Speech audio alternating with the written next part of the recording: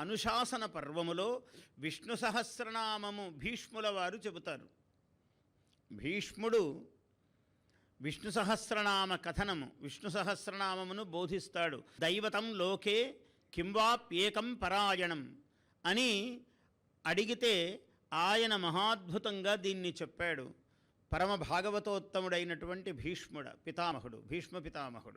ఈ భీష్మ పితామహుడు చెప్పిన తర్వాత అర్జునునికి సాక్షాత్ కృష్ణ పరమాత్మ శివనామధేయములను బోధించాడు.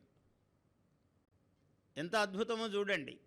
భీష్ముడు మహావిష్ణువు గురించి విష్ణు సహస్రనామమును బోధిస్తే ఆ కృష్ణుడు శివ వైభవాన్ని వర్ణించాడు. మళ్ళీ అయ్యా, నేను దుర్వాసో మహాముని దగ్గర దీక్ష తీసుకున్నాను, సంవత్సరము పాటు నేను శతరుద్రీయం అనే దీక్షను, ఒక శతరుద్రీయ దీక్షను తీసుకున్నాను నేను అని స్వయముగా కృష్ణ పరమాత్మ బోధించాడు.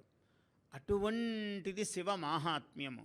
ఈ ఇద్దరు అభిన్నమైనటువంటి స్వరూపము. అటు విష్ణువేమి శివాయ విష్ణురూపాయ శివరూపాయ విష్ణవే శివస్య హృదయం విష్ణు విష్ణోస్య హృదయం శివ